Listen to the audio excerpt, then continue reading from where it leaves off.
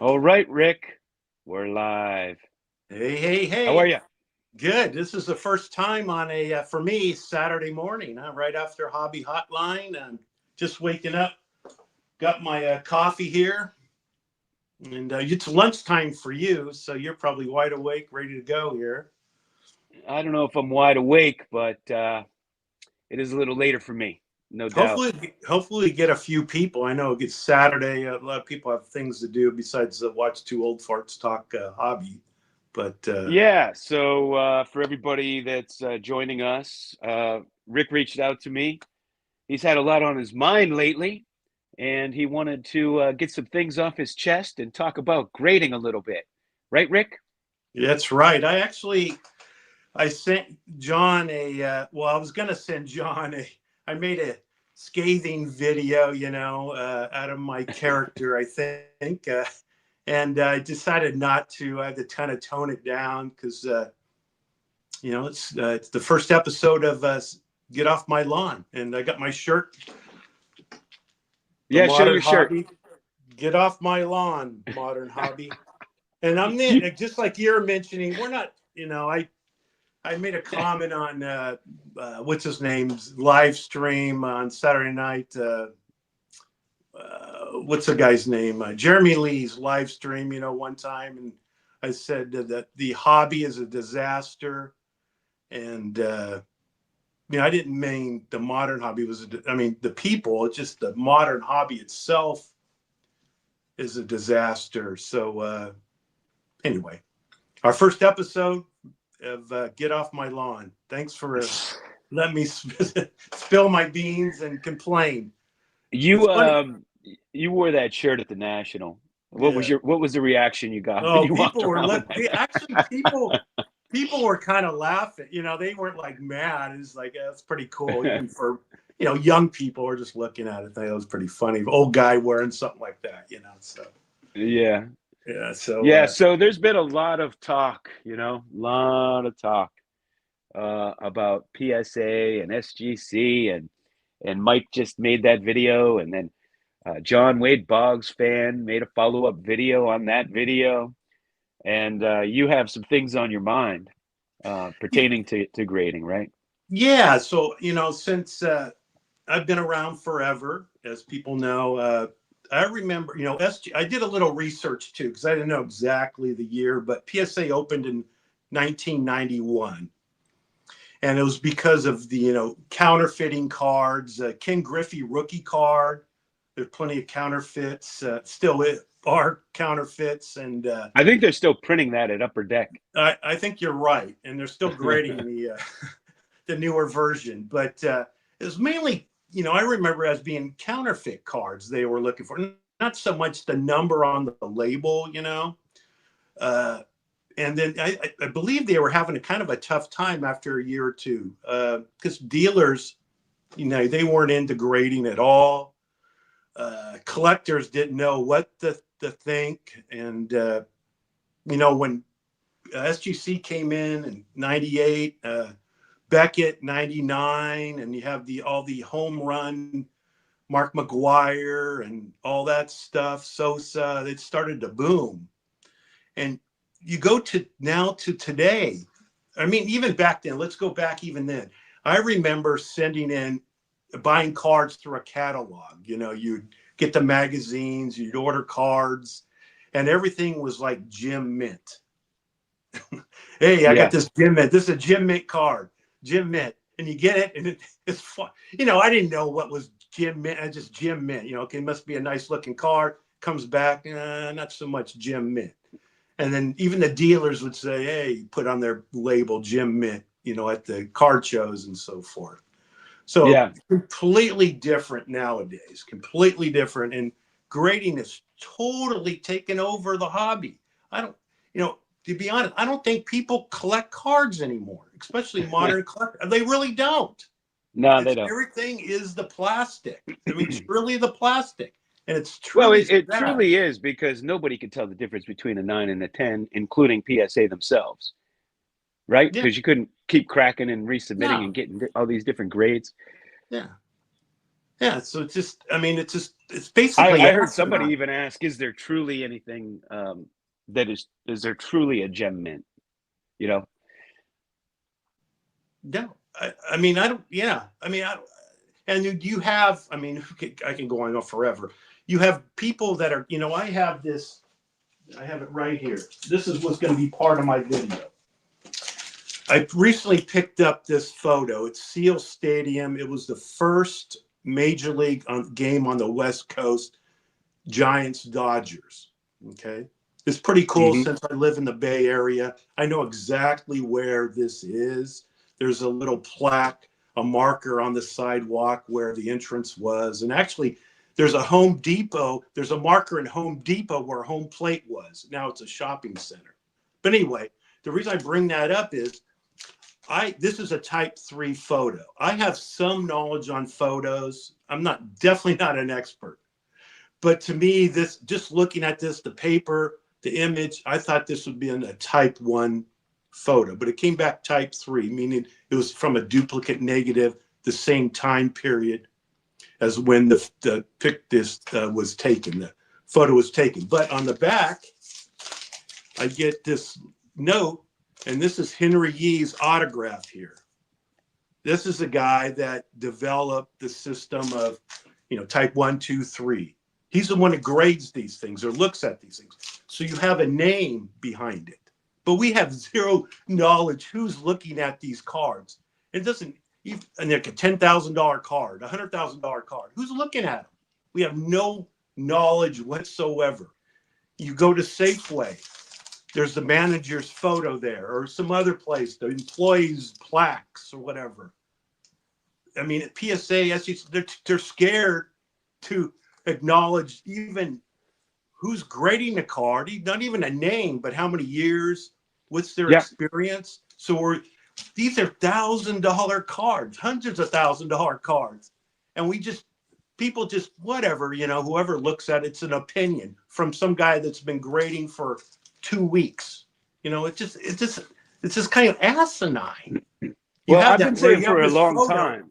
You have this photo, it's a couple $100 photo, and you have the name behind it with an autograph who actually looked at it. And he's employed by PSA. So Yeah. that's just one thing. I mean, what do you think? I mean, it is Well, asinine. I've been saying for a long time, when there's a company that's an expert on something, they're thrilled to put their qualifications on their website and Exactly. show you who's doing what. When you Exactly. go to if you're using an engineering firm, they're happy to tell you the qualifications of the engineers. Yeah. But PSA is not going to do. They intentionally don't do that Yeah. because it's like you said. I mean, in order to grade 1.5 million cards a month, they're bringing people off the street to do it.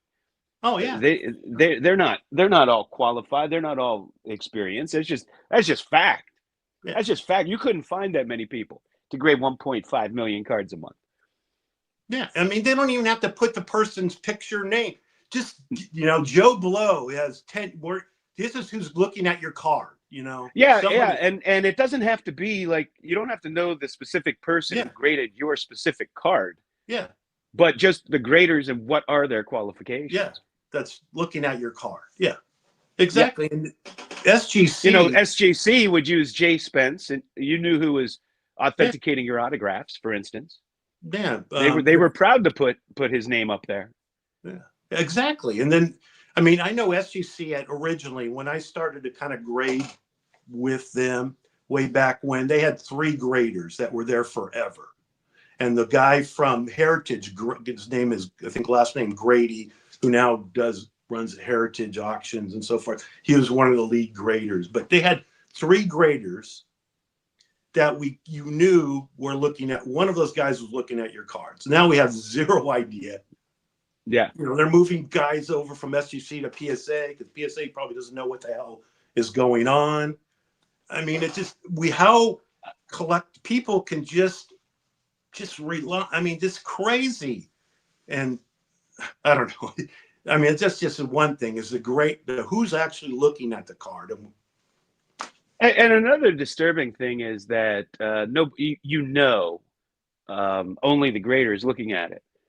because we see all these mistakes come out that if there was a second pair of eyes, there's no way they get through, two people, like a Yeah, little pinhole or something. You find them all the time. So yeah. there's no way more than one person's looking at these because they would never leave PSA that way. I know we I send you, you send me our little chats, all these trim. I mean, all four sides are trimmed. There's coloring. There's fake. You show me like a lake to lake. It says on the back. It says reprint or whatever. And Yeah. they're grading. Not just not one example. There's just a ton of examples. And I So don't know if you've noticed, I see a lot of cards that, man, they look like they've been soaked. They just, the color doesn't quite look right. They look faded. And I would put money that these things are soaked and they're coming out with like high grades and stuff. yeah, and See, if you don't have a knowledge of vintage cards, you wouldn't know they don't look right. You know what I yeah, mean? yep, And so you're relying on these experts to do it for you. yep, And if they're failing, then everybody's in trouble, right? yeah. Exactly, exactly. So that's just one aspect of people just, hey, it is what it is. I'm a PSA lover and I just care about the plastic Yeah, and I've been saying for a long time, it's a paradox. The paradox is the more the more people only collect graded cards, the more they don't know anything about cards, how they look, how they feel. And so the more you collect graded, the more you're reliant to collect graded because you don't know anything about cards. You know what I mean? yeah, yeah. I mean, this is probably, I'm looking at the chat and all these guys, I'm not, mention, I'm going to say something I had in my video, but it's probably going to get some pushback here. But when COVID and people started getting into the hobby and they realized, hey, there's grading and they're buying off eBay. And I mentioned this in our little chat. I can guarantee you there's people that are now getting into vintage or pre-war that have never touched a raw card before. Oh yeah, for sure. They're making videos. They're making videos. Yeah. They've never touched the raw card because they buy off eBay and that's all they have. They maybe don't have a card shows or whatever. It's just kind of crazy how just, I mean, I it's always just recommend to crazy. people if they truly want to learn about cards, go buy some cheap commons of old vintage cards so you know what they feel like and look like and stuff. Because if you're at an antique store or you're out and about or a garage sale, everybody's so damn paranoid about everything's fake, even though Yeah. 99.9% of cards have never been faked. They're so paranoid. Um, you might be passing up some good cards because you're scared of Yeah. buying these things. Everybody's chasing. If they find a Babe Ruth for $600, they can't wait to buy it, and it's an obvious fake because they're trying to get some multi-thousands of dollars worth of cards, for a steal or get over on somebody, rip somebody off, whatever. But if you're at an antique store and you're just coming across some nice vintage cards, you see an old Ted Williams from '54 or something, you don't, there's no need to be paranoid and thinking everything's a reprint. Just familiarize yourself. Go get some '54 commons that are beat up or whatever, just so you can feel and touch and educate yourself if you're not familiar. That's my suggestion. Yeah. I mean, most cards are not, when you go on, auction houses, eBay, most of these vintage cards are not 8, 7, 8, 9s, 10s.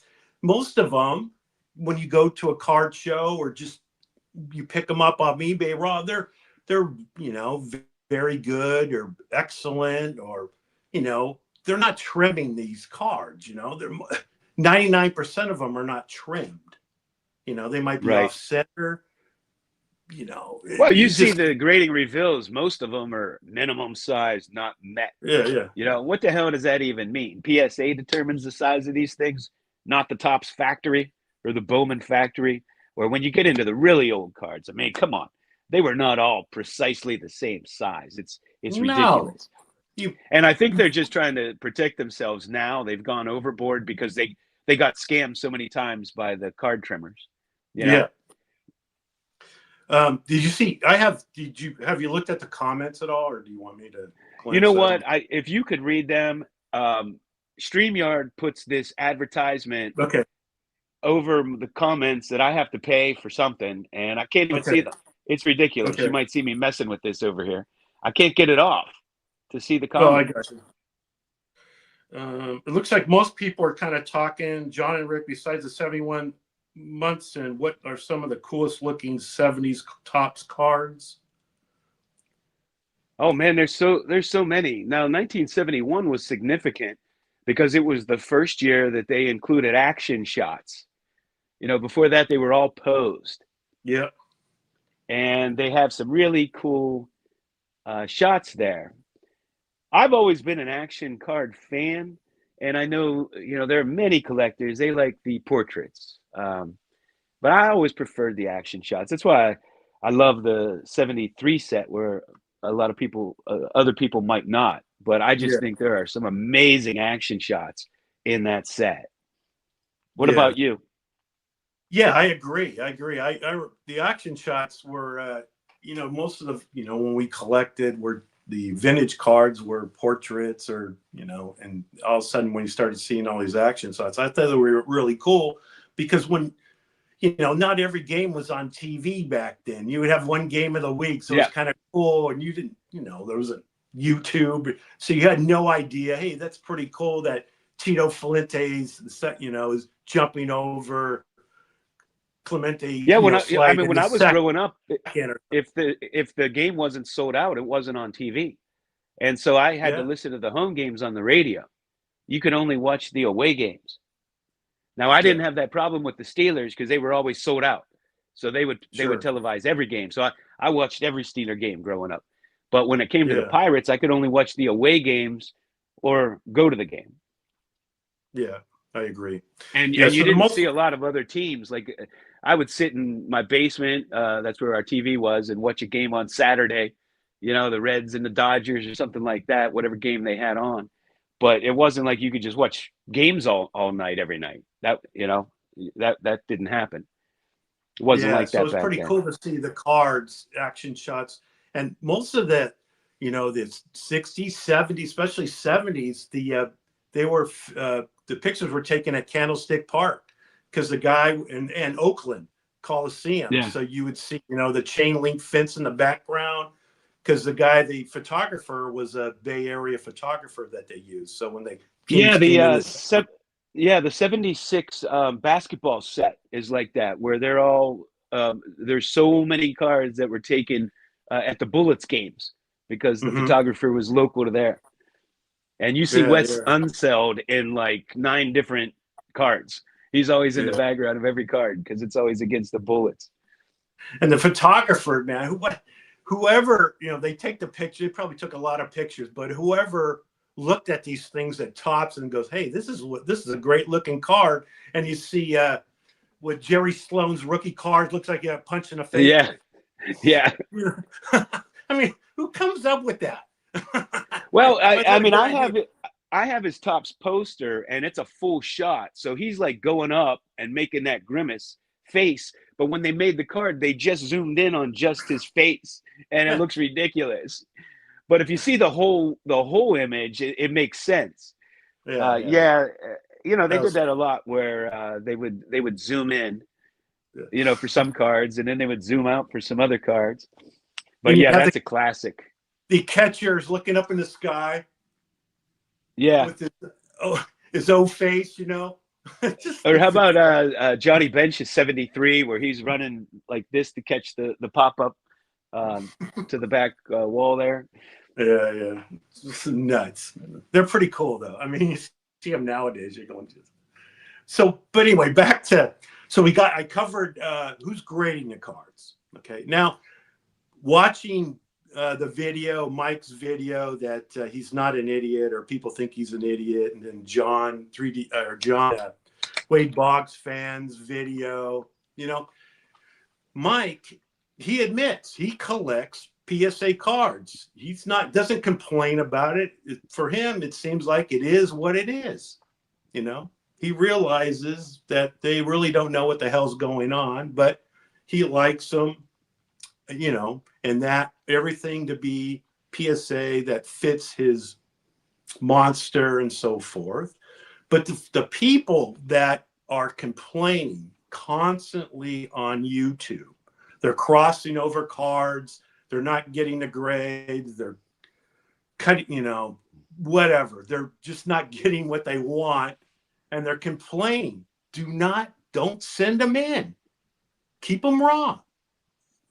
I don't understand why just keep being beaten to the pulp. I don't understand. I just don't understand why people do that. Yeah, I mean, I don't get why they come on and complain over and over and then turn around and send $10,000 to them to grade again. That doesn't make sense. But hey, to each his own. Each his own. But I have said, just stop complaining. You're going to send in, Yes. so why are you even complaining about it? And then you sent me, or sent our little chat a video. Some guy, I don't remember his name, and he's doing a crossover reveal. And these weren't like really expensive cards. They're going from SGC. He's just testing the PSA, and he's getting back a grade lower, 2 grades lower. Yeah. And I think he's just doing it just for the video. He's paying 100 whatever bucks just to make a video, just to prove a point. Yeah, I think he's doing an experiment, and I think it's you know, great for him to spend the money to do an experiment, to share that with all the collectors, that this is what's happening and this is his experience. It's pretty eye-popping, the difference in how they're grading. So are they doing that intentionally? And what happens to all the old slabs now? They're worth nothing. And Yeah, 10 years from now, are these slabs going to be worth nothing? I agree. Like, They're saying basically SGC is a boutique, and we rule even if it's the same darn company, you know, hey, we're going to show everyone that we are grading harder now, and we're going to stick it to SGC and all these other grading companies. And you can't do anything about it because we're the big dog in town. But they don't and what is the tell. point? What is the point of that? Do you think? Is it just so that the really high cards sell for, even more of a fortune? That could be. I didn't think about that. Because they've been doing that with the Ricky Henderson rookie card for several years now.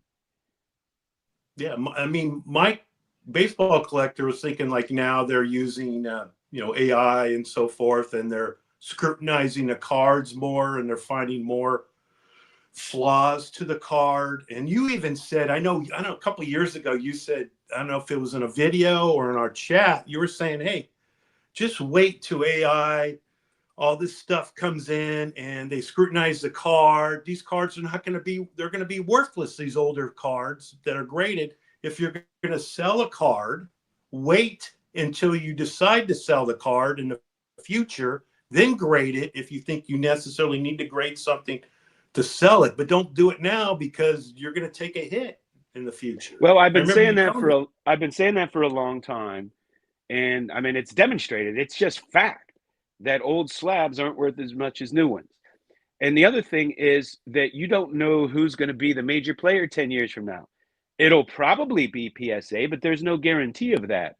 Everybody was grading with SGC. Now, if you want to sell your cards 10 years from now and get the most money out of them, is SGC going to do it for you? I don't think so, especially if they go away. And even now, everybody's spending tens of thousands of dollars and crossing over to PSA now because they're panicking about SGC. Not everybody, but a lot of people are.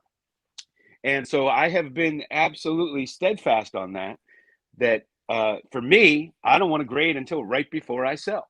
Because at one time, Beckett 9.5s for modern cards was all the rage, and everybody wanted their cards in that. And now nobody wants it. Now you got to have it in PSA, right? And so what's going to be 10 years from now? It'll probably be PSA, but there's no guarantee of that. And the other thing is if AI is grading or something, they, people discount. They're like, oh, these slabs will never be like 10 years ago. So you want to bet? Like they come out with AI, 10 years from now, these slabs might be discounted. Who knows? Yeah. Oh, I'm looking here. Petty's making fun of us saying a live show with no chat. I'm reading. Have a question, Petty.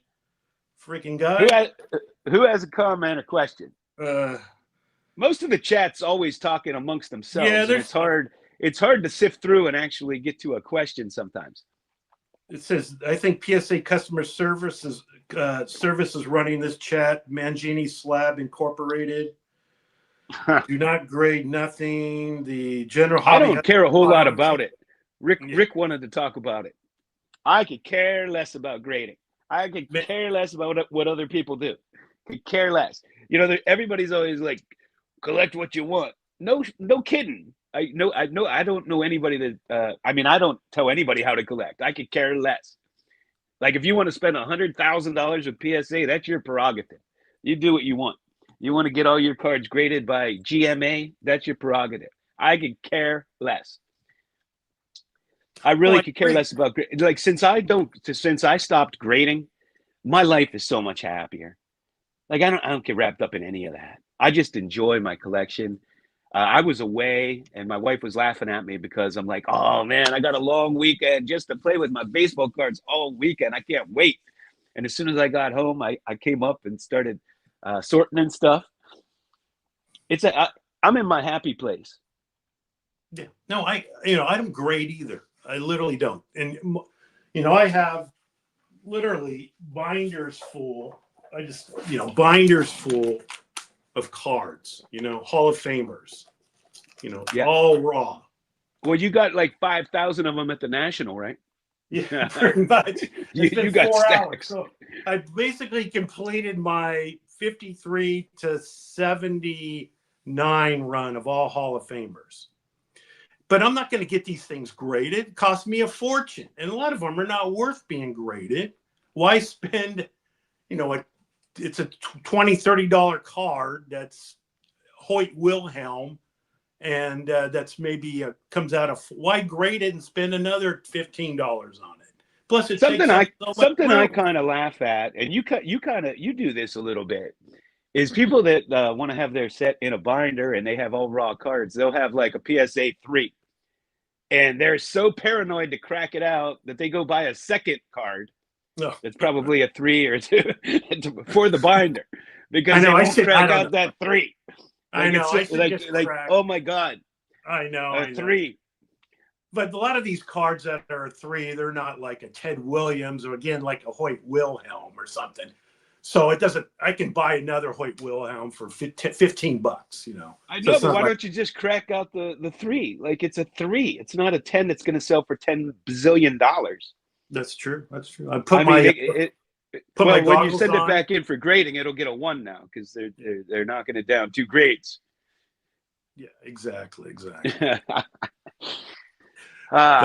It's fun to see how everybody does it. I mean, but the bottom line is, how's it going to change? I mean, what you see, you go to the National, the kids are collecting the plastic, totally the plastic. They can care less about the car. That's the modern hobby. That's the modern hobby because as long as people buy, pay way up for 10s, people are going to continue to do it. That's just the way it is. I mean, if you're, like I said, when everybody we saw buying cards at the National, they were selling them at trade night, only a few hours later. And that's how the market is. And if you can get 10 times the amount for a 10 than you can for a 9, that's what you're going to buy because everybody's, flipping these things or everything's for sale as soon as they buy it, even if they don't care, they might keep it, but if it's worth enough, they'll sell it. That's just a modern hobby. That's the way it is. So people will continue to buy that number. And that gives PSA more and more and more power over everybody. And then the more they sell, the more they can upcharge you. And they get a piece of everybody's sell now, if you think about it. because nobody's selling cards that aren't in their slabs. And then if it's a really expensive card, they get an upcharge, and they charge you more to grade it. And they're essentially getting a piece, a percentage of everybody's sale on their cards, if you think about it. Oh, exactly. But And how's it so going to? why would they change? Why would they change anything they're doing? But this can it continue like? I mean, can the hobby actually continue like this? Is there an end game to? We shall find out. Yeah, I don't know. I mean, does PSA, does somebody need to come in and be a competitor that's a true competitor somehow to PSA, where things will change? Does it? There has to be in a capitalistic society, competition is always good. Competition makes everybody better, and it drives prices down. When you have a monopoly, they can do whatever the hell they want. And when you have people that are totally like cult members to them, then it doesn't matter what they do. They'll still give them all their money. That's just the way it is. I think we need competition, but the bigger and more powerful they become, who's going to compete with them? What grading company right now could compete with them? No one. No one. But if you so that's the way it is. Yeah. So you either see the only thing you can really do is stop using them and stop putting so much emphasis on their grades, which we know are super inconsistent. We don't know who's grading them, but it doesn't matter. They've become like the IRS. You just have to deal with them. They're like the DMV. If you want a driver's license, you got to deal with them. You got to go sit there for 4 hours. Yeah. I stood on a wall against a wall for 3 hours last time I was there. And you know what? The person I was waiting for wasn't even there, and nobody told me. I had to wait for them to come in, and nobody told me. I just had to stand there and take it. And that's how it is with PSA. Just stand there and take it. Or don't use them. And people aren't willing to not use them. So it is what it is. Yeah, that's the only other thing is where, I mean, instead of people that, bitch, moan, complain, whine, they're like some of my wife's friends when they're over and I'm in the background or on the other room watching YouTube videos, and all they do is whine, complain, bitch, and moan. That's all I hear, and they love it. So maybe I do think that if you're going to continue to send them all your cards, you should stop bitching and moaning about it. Yeah. I do like the fact that people will show, like that guy you mentioned, his experience with regrading. I think that is good for the hobby. I think it opens people's eyes, and you need to know what you're getting into. So, because you don't want to be cracking and resubmitting if you know you're going to get lower grades, especially if you're selling them. So I think that's all good for the hobby, and I don't mind people sharing their opinions on it. But you see the same people complaining, and then they're like, okay, well, here's another $10,000 order I'm sending in. We'll see how that goes. Like they're expecting a different result. It's nothing the about the one thing that is disturbing to me is all the minimum size men. That's disturbing because I don't believe they're all. Well, I don't know. I just they weren't all, when you get into vintage, they were not all cut perfectly.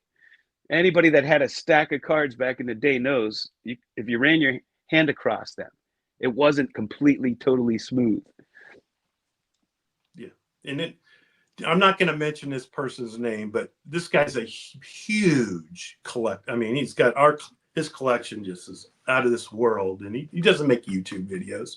And he sent me a picture of a very expensive card that was in an SGC holder, and he got it, had PSA look at it, and it went from a 2.5 to a 1.5, a vintage pre-war card. And he probably, by doing that, lost thousands of dollars just because of the number on the and who knows? Yeah. Well, he didn't because he's not selling, but yes, he's not selling, and he's not complaining. Yeah, he's not bitching and moaning. He's just like, what the heck, So hopefully I'm going to see it here, just to see what it looks. But it's just something like that. Just keep it in that SGC holder. I think that's going to be the warning now. If you have an expensive card, that you're worried about SGC, you're going to get the money one way or the other on an expensive card. Don't risk moving it to PSA and getting a lower grade. It's just not worth it. I'll tell you this, and people will get triggered that I'm saying this, but as time goes on, you're not going to get the money out of SGC, because the younger people that coming in, if you start collecting and you're 21, in a few years, like, you're not going to know anything about the old SGC. Yeah, You're gonna view them like GAI or yeah, SCD. Back in the day, I had yeah. no problem buying those slabs. Lots of people bought those slabs. You can't sell them now because they're not what people know. It's not that SGC, in my opinion, are better graders. But 10 years from now, somebody who was newer to the hobby, are they going to know that? Are they going to take people's word for it? And when everything they're seeing is PSA, they're not going to look at those the same way. On the flip Well, side, I think vintage collectors might pay up for old SGC slabs. The older guys. no, it's going to I be think great I for think that us if could we're happen. still But around. I'm talking It's about gonna be great. newer people coming in that aren't going to be familiar with SGC. Out of sight, out of mind. Oh, exactly.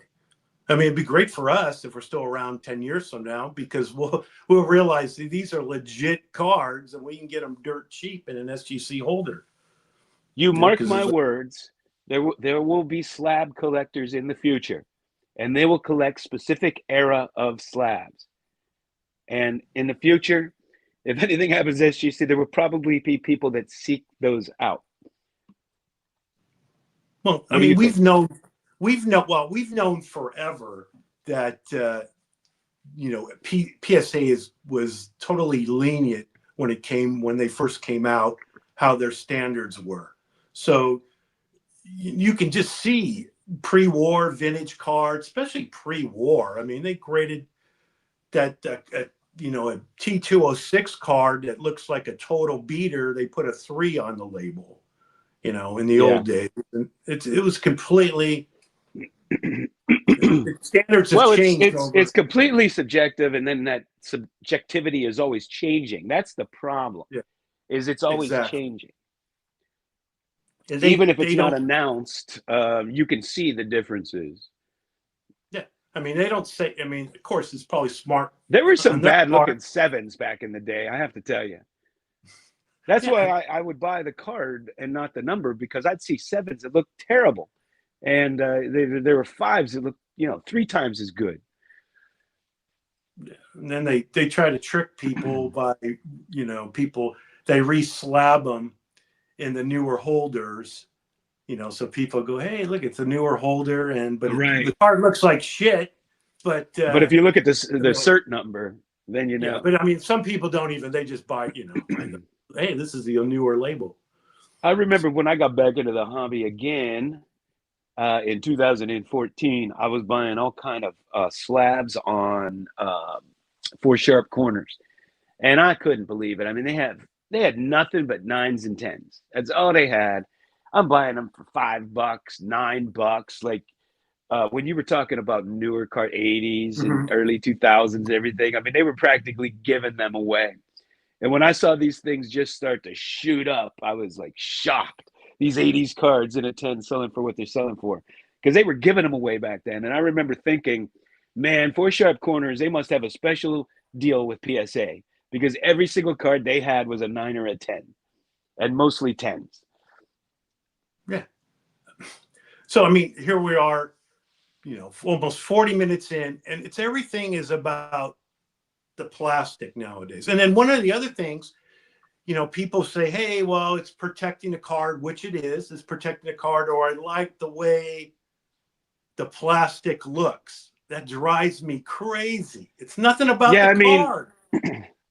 yeah, I don't know that the holder is a reason to grade, but people, that's what they like. That's, I mean, but It's, Yeah, I mean, do well, what some you people want. do I'm just just buy the saying, holder. Some people do just buy the holder because buy the why holder. would you send in a a 3 or 4, like it's going to get a lower grade and might not even be worth the grading fee. So but you want it in that holder. Hey, Exactly. that's But goes back to why don't whatever you? you want to do is fine by me. I could care less. Why don't people? I mean, you can make up Mag Pro or some other kind of holder that looks good that can protect the card, and you I save a choose lot to of do money. that, but a lot of people don't. And another thing is, like you and I know cards. Like when I look at it, I know what year it's from. I know what set it's from, and a lot of people don't. So they need that label, and they Hmm. like to have that label. So at a glance, you know what it is. And I know when you get into some of the more obscure and rare stuff, um, it is useful to know what year it's from. To have that flip.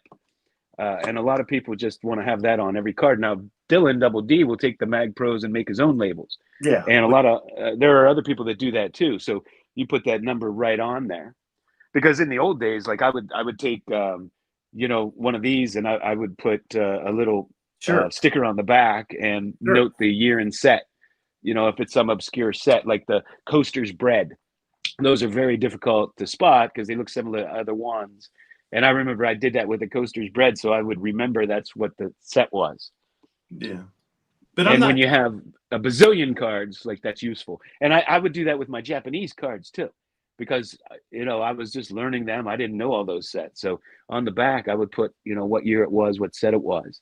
So those flips are useful for that. Yeah, and I'm not. I'm.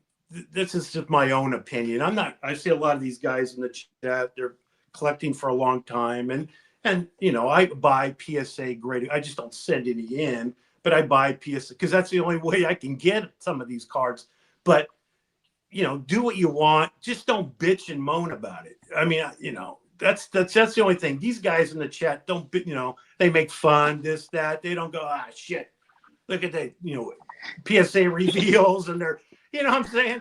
None of these guys do that. They I know they the thing. enjoy they collect the cards, but they like them in PSA or SGC or whatever. That's totally fine. But just don't. God, I'm tired of looking at these videos and people just freaking complaining. Well, that's YouTube, man. That's what gets the most views. You got if you complain, if there's some drama. That's a whole. Yeah, I That mean, might be. and just giving your opinion, people get triggered. Like it's opinion. Nobody's telling you what to do. Nobody's telling you what to do. No, Everybody I should do mean, whatever like I the said, heck they want to do. it just I mean, got me collecting's triggered. fun.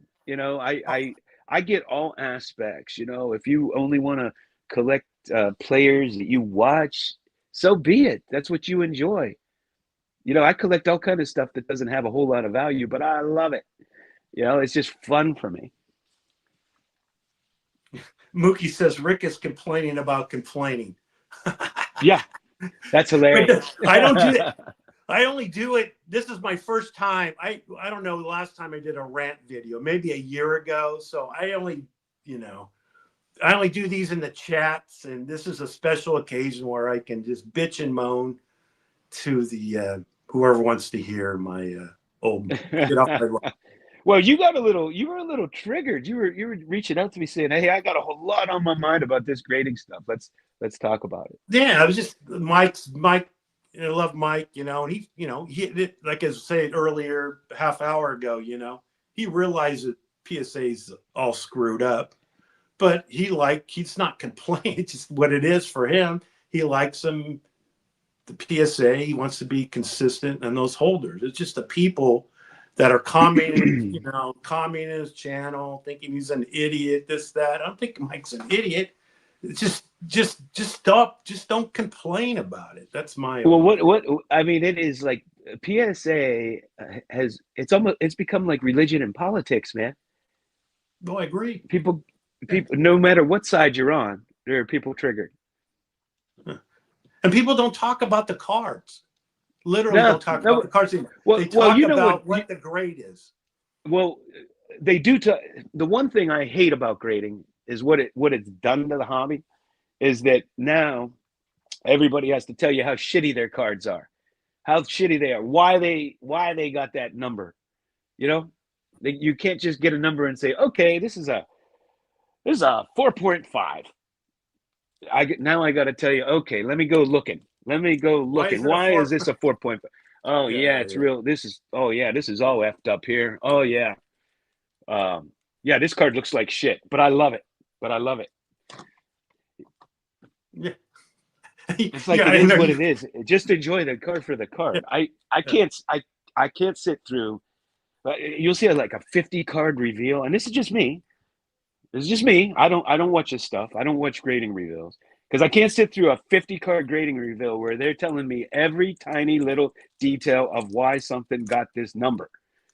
Like it just drives me insane. It's so boring for me. It's like that scene in Airplane where the guy's telling his story and one guy's setting himself on fire and one guy's the Yeah. woman's hanging herself. Like that's what it's like for me to sit through those things. It's like I could see the And, card. and then they go, by the way, this is a Mike Trout card.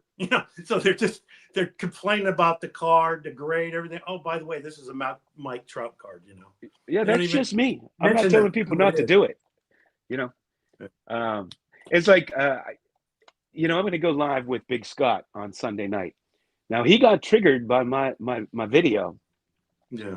and I was the one modern versus vintage, and it was a bit of a clickbaity title because I was really saying like there should be no divide, and I was just basically explaining why some people why there is this divide, but was saying there shouldn't be. And it was, I'm making a video to talk. That's what we do here on YouTube. There's no reason anybody should be triggered by it, but like right in the title, it said what it was. And so he's like, I'm sick of these. I'm sick of hearing this. Well, it's in the title. Why did you watch then? Like, I hate watching grading reveals. So if it's in the title, grading reveal, I don't watch. Yeah. And I don't understand why people feel the need to watch something they hate and then get all triggered. Just skip over it. We have choices. You don't have to watch a title that is going to trigger you.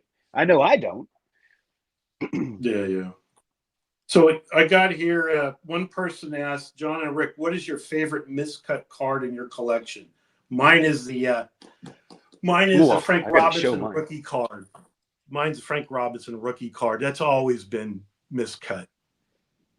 Or the Sparky Anderson rookie card is all those cards. Mine is my 41 my 41 play ball Joe DiMaggio. I got a nice one that's cut at an angle. It's like a true 1 of 1. I had to have that thing. Yeah, I did a And giveaway it's years like ago. perfect other than the miscut. Like the image and everything, sharp corner, like it's beautiful.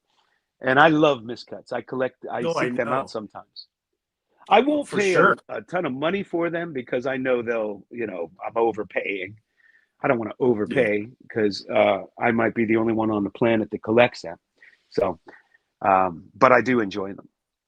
Yeah. Rocket Rick bought my Cy Young T206 card, and it had Cy Young name on the top and the bottom because it was miscut.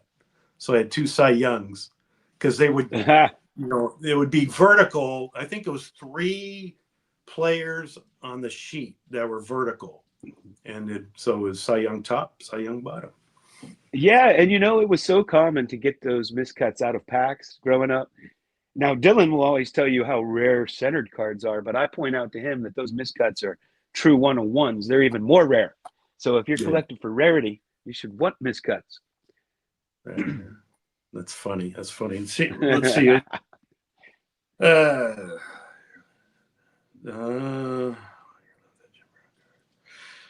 Have any good questions or comments in there? I'm looking here.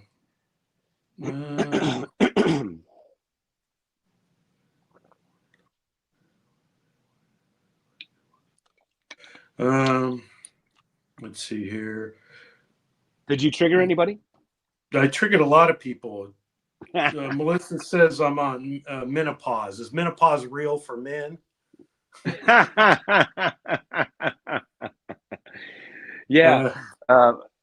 Melissa always notices a bunch of middle-aged guys bitching and crying all the time.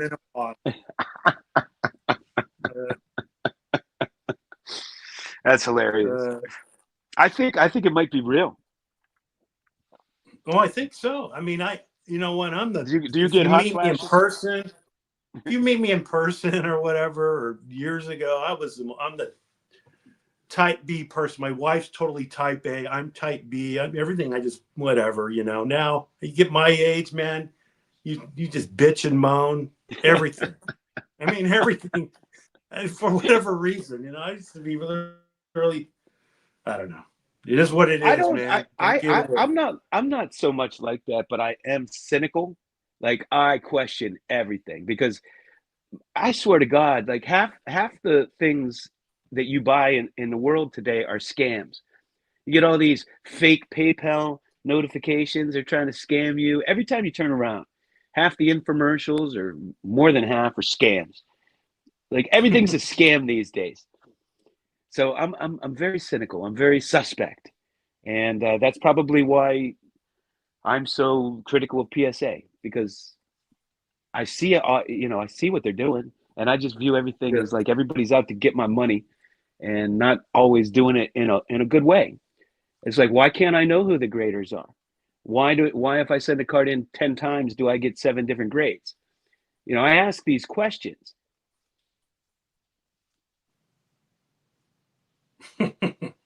Why can I send it once? Yeah. It's minimum size. I send it again and it gets a number.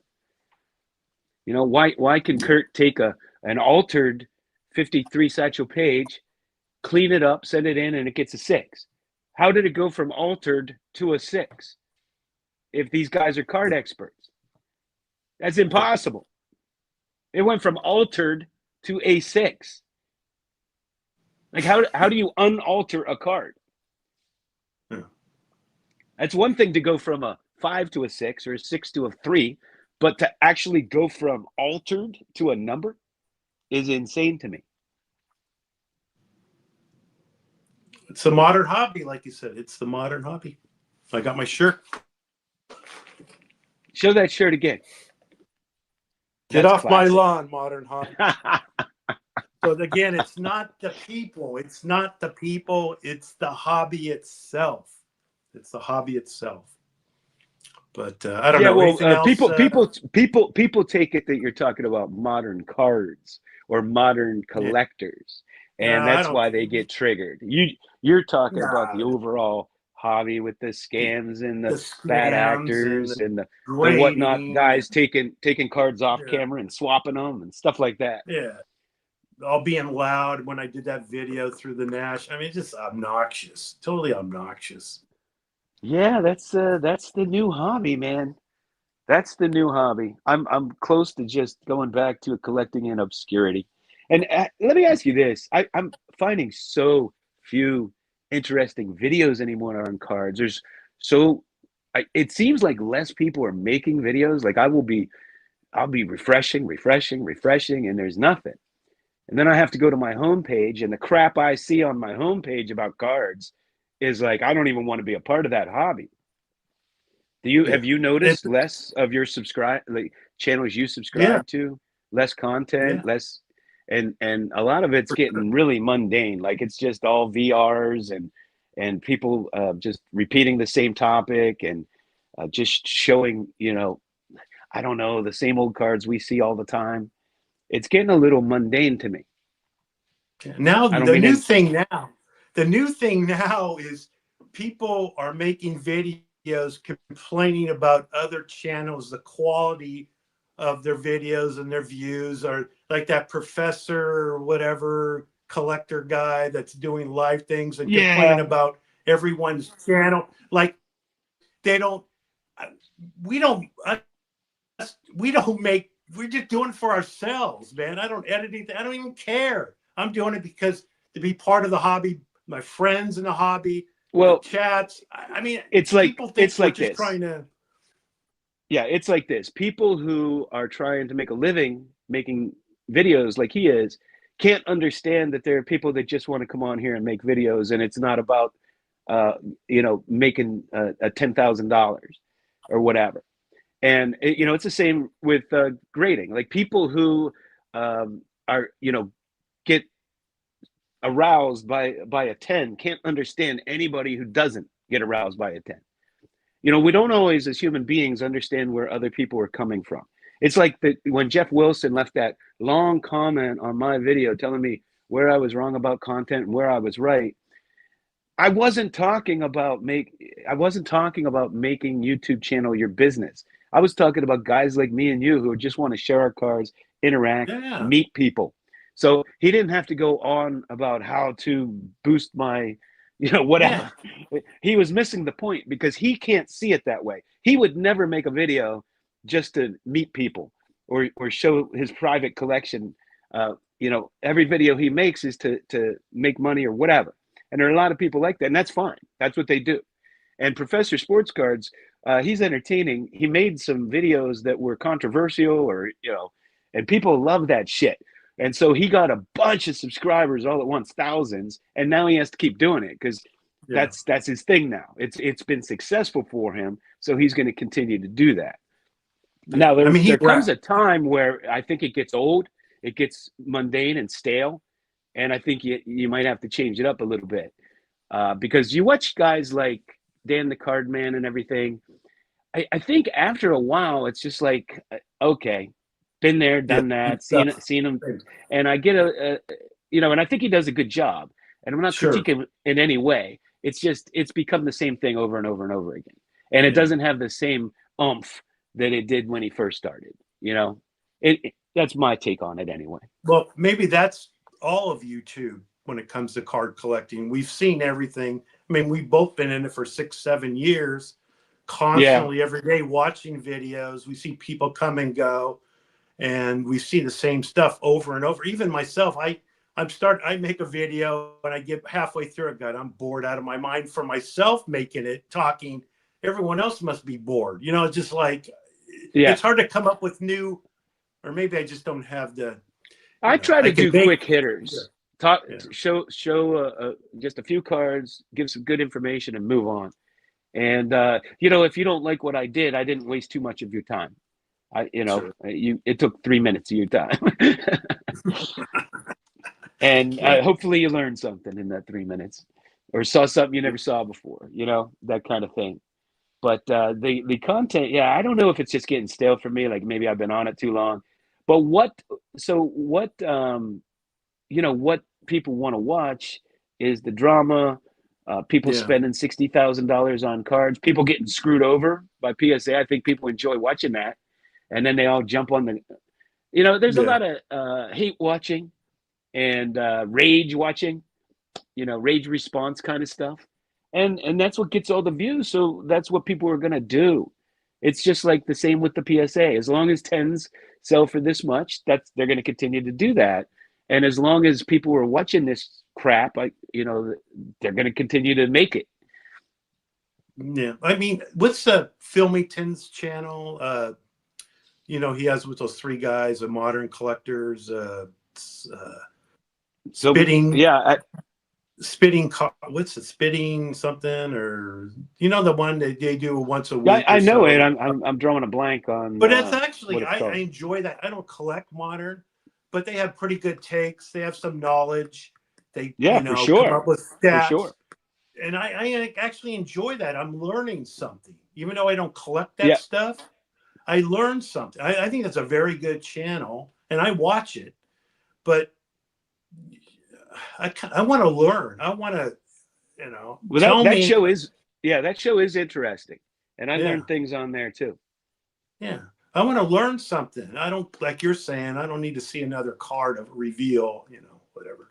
But if you come up with something, even Mike's thing, his channel, he does those things. That some of those guys are fantastic when they talk about a day Blue Jacket. They talked about the 49 Leaf, or these things are far Yeah, in between. They don't. People just don't yeah. do that. They don't put in the Orlando effort did to that video. educate. Yeah, Orlando did Yeah, that video with the guy. His dad opened the 49 Leaf, and you know says it's 49 and gave the history. Those things are super fascinating yeah, and important for the hobby because as time went on, we don't have the guys around who open these cards, and so anybody that can shed any light on some of these sets is Yeah, invaluable. yeah. Orlando said Dan's Vintage. Yeah, Dan does a great job too. He has these guests on. He puts a lot of time and work, and they go over the. I mean, but it takes effort. You have to, Yeah, his video people this just, morning, and I didn't yeah, comment on it yet, Dan, if you were watching, but that thing was like off the History Channel. yeah.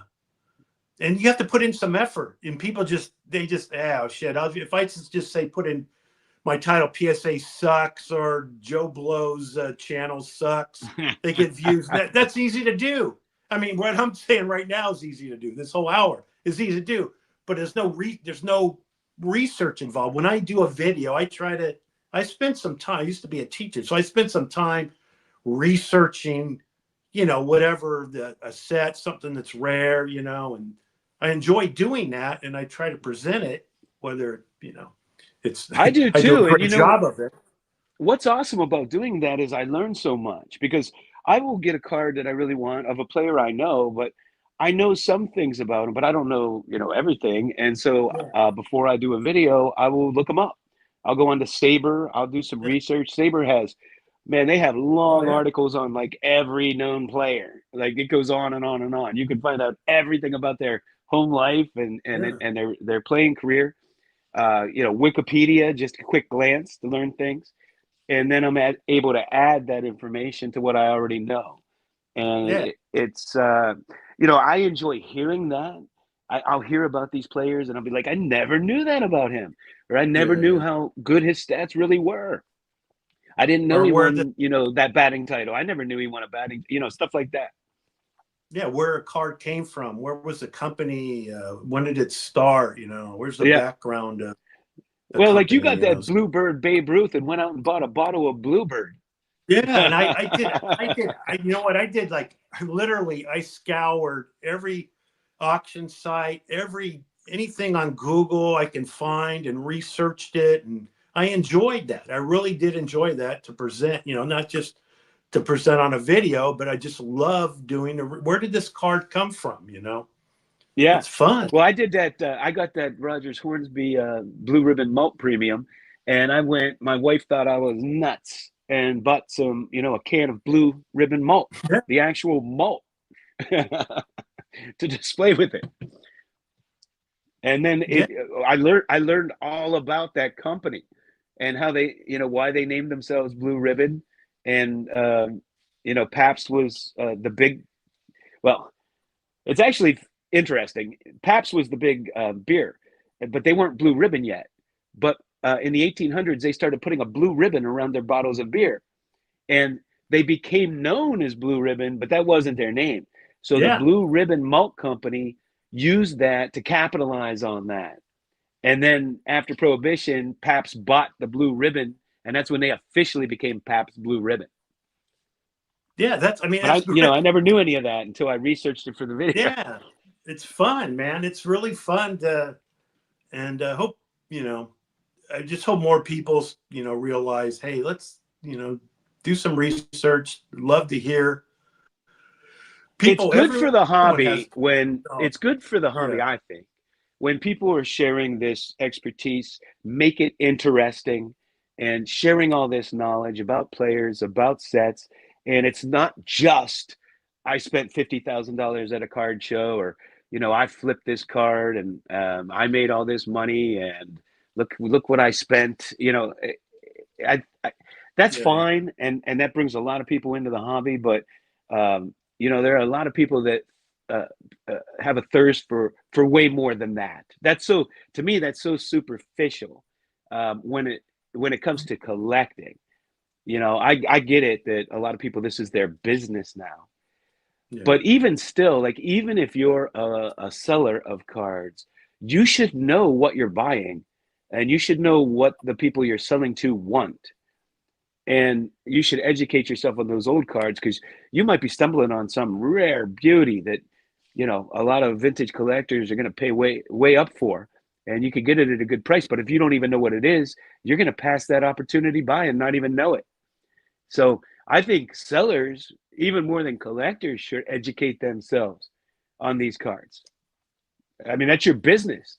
You should know everything there is to know about these old rare cards. Exactly. Well, anyway, I don't know. I gotta get rolling here, but okay, Rick. We're an hour. So our first episode of Get Off My Lawn. I'm sure we'll do another one. I think we've had other ones. I think we do. We almost do one every day in a chat or a text chat. But I hope that people, sure. just the bottom line. I just want to say this.